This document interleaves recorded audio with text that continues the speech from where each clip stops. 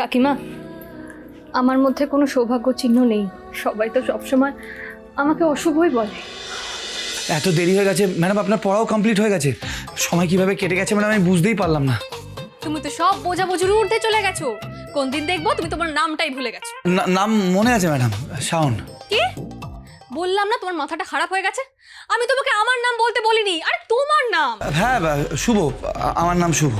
Madam ছোটোর থেকে আমার স্মৃতিশক্তি খুবই প্রখর, নাম ভুলে যাওয়ার মতন কিছু হয়নি। হয়েছে হয়েছে, অবশ্যই হয়েছে। না হলে কাকিমা অত কষ্ট করে মাছের ঝোল রান্না করলো, আর ঝোলটা দেওয়ার আগেই তুমি সাদা ভাত খেয়ে উঠে গেলে। কাকিমা আমাকে সব বলেছে। কি আমি সাদা ভাত খেয়ে উঠে গেছি?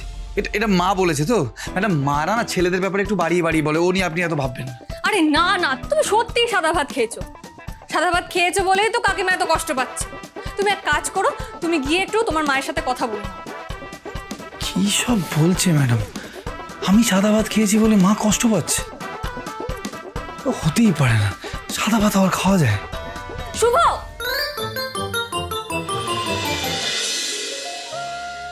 আসুন আসুন ঠাকুরমশাই, আসুন।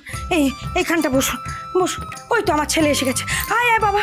ও ঠাকুরমশাই, আমার ছেলেটা না ঠিক মতো হাসছে না, ঠিক মতো কারোর সাথে কথা বলছে না, কি খাচ্ছে বুঝতে পারছে না। দুপুরবেলা ওকে ভাত দিলাম, মাছের ঝোলটা আনতে আনতে সাদা ভাত খেয়ে ছেলেটা আমার উঠে গেল। আমার কি মনে হচ্ছে জানেন ঠাকুরমশাই, আমার ছেলেটাকে ভূতে ধরেছে, কিন্তু বুঝতে পারছি না ছেলে ভূত না মেয়ে ভূত। আপনি না ওকে মন্ত্রতন্ত্র পড়ে একটু ঠিক করে দিন না ঠাকুরমশাই। মা, আমি শুধু সাদা ভাত খেয়ে উঠে পড়েছি বলে তুমি ধরে নিলে আমাকে ভূতে ধরেছে? আরে বাবা, আমি তো তোকে কোনোদিন এরকম ভূতের মতো হাঁটতে দেখিনি, অসময়ে ঘুমোতে দেখিনি। বল না বাবা, মেয়ে আত্মা ভর করেছে তোর ওপর? বল না। মা তুমি একটু চুপ করো না, আমার কিচ্ছু হয়নি। ঠাকুরমশাই আমি আসলে বাড়ি ফেরার পর একটু ক্লান্ত হয়ে পড়েছিলাম, তাই ঘুমিয়ে পড়েছিলাম। হ্যাঁ, ঘুম তো পাবেই, বাইরে যা রোদ। দেখুন তো, আপনি আমায় শুধু শুধু ডেকে আনলেন। হ্যাঁ, আমাদের ক্ষমা করবেন ঠাকুরমশাই। না না, সে ঠিক আছে। তুমি যখন সুস্থ আছো তখন আমি আসছি। কে এই মেয়ে? আমার স্যারের মেয়ে। ও মন্ত্রীমশাইয়ের মেয়ে। এবার বুঝেছি, শাওন মা আসতেই শুভ সুস্থ হয়ে গেছে। হতে পারে। এই মেয়ের মুখে বিশেষ একটা আভা আছে।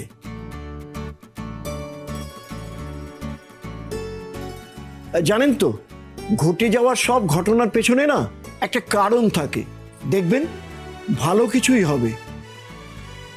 এই মেয়ে তো আপনাদের পরিবারের সৌভাগ্য এনেছে। আচ্ছা, তাহলে আমি আসি।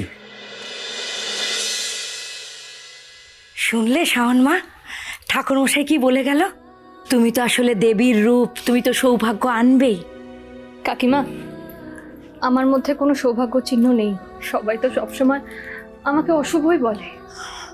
তবে হ্যাঁ, আপনাদের এখানে এসে আপনাদের সাথে কথা বললে না, আমার নিজেকে মাঝে মাঝে লাকি মনে হয়। মাঝে মাঝে নয় ম্যাডাম, সব সময় নিজেকে লাকি মনে করা উচিত। আর আপনি তো সত্যি সত্যিই লাকি, এটা আমার থেকে বেশি কেউ জানে না। দাদা ভাই একদম ঠিক বলেছে। তুই না পরীক্ষায় হাসতে হাসতে পাশ করবি, দেখিস। থ্যাংক ইউ বৃষ্টি। এই শুভ, দেরি হয়ে যাচ্ছে, বাড়ি চলো। হ্যাঁ চলুন। না না, এখন কেন? দুপুরবেলা খেয়ে দে, তারপরে যাবে। না কাকিমা, সেই সকালবেলা জল খাবার খেয়ে এখন আমার পেট ভর্তি। আর তাছাড়া আমি তো এখানে আসতেই থাকবো, তখন ইচ্ছে মতো আপনার হাতে রান্না খাবো। ঠিক আছে, বেশ। চলুন ম্যাডাম। হ্যাঁ, তুমি তো যাওয়ার জন্য পা বাড়িয়েই রেখেছো।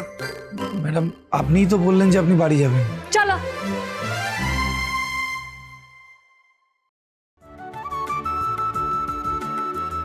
ঠাকুর, আমার ছেলেটাকে তুমি ঠিক করে দিয়েছো, আমার আর কিচ্ছু চাই না।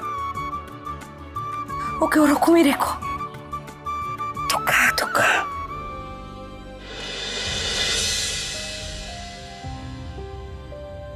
শুভ, তুমি কি এখনো শুধু চোখেই দেখতে পাচ্ছ? কানেও শুনতে পাচ্ছ না, কথা বলতে পারছো না? দাঁড়াও, আগে কানটা টেস্ট করি। Shubho, Shubho, hello hello, mic testing, hello hello. তোর বাবা, এ তো কোনো রিয়াকশনই নেই। এখন শুভর সাথে কথা বলা যা, একটা পাথরের সাথে কথা বলাও তাই। ভালো লাগে না। এই শুভ, তোমার কি হয়েছে? আমি কি করেছি বলো তো? আমি খুব খুশি হয়েছিলাম যে বাবার সাথে ফাইনালি আমার একটা ছবি আছে। সেই আনন্দে আমি তোমাকে একটা চুমু খেয়ে নিলাম, তারপর থেকে তুমি সে কোন জগতে চলে গেলে? আচ্ছা সত্যি করে বলো তো, তুমি কি আমার প্রেমে পড়েছো? আরে কি হলো, কি করছো তুমি? এরকম কেন করছো?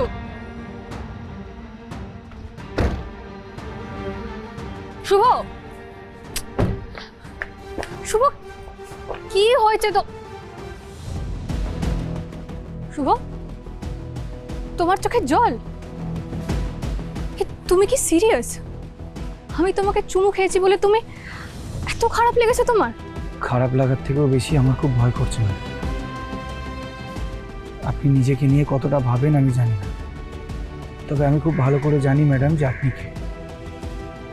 এর আগেও আপনি এরকমই একটা কাজ করেছিলেন ম্যাডাম, আমাকে জড়িয়ে ধরেছিলেন, আর তার ফল কি হয়েছিল সেটা আপনি নিশ্চয়ই খুব ভালো করেই জানেন। চক্রবর্তী বাড়ির মেয়েকে স্পর্শ করার সাহস কি করে পাও তুমি?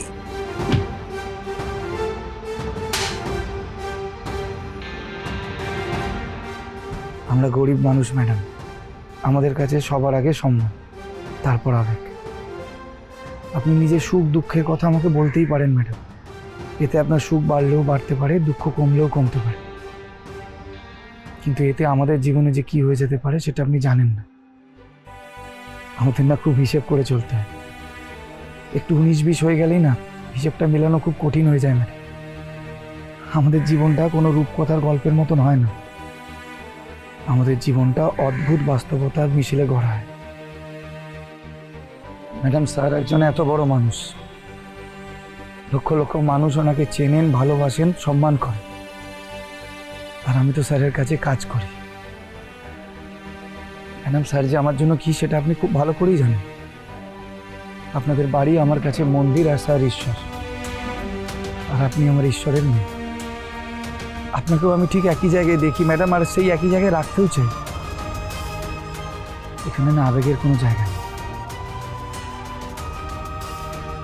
একবার ভেবে দেখুন তো ম্যাডাম, আজকে যেই ঘটনাটা ঘটেছে সেটা যদি স্যার দেখতে পেতেন তাহলে কি হতো?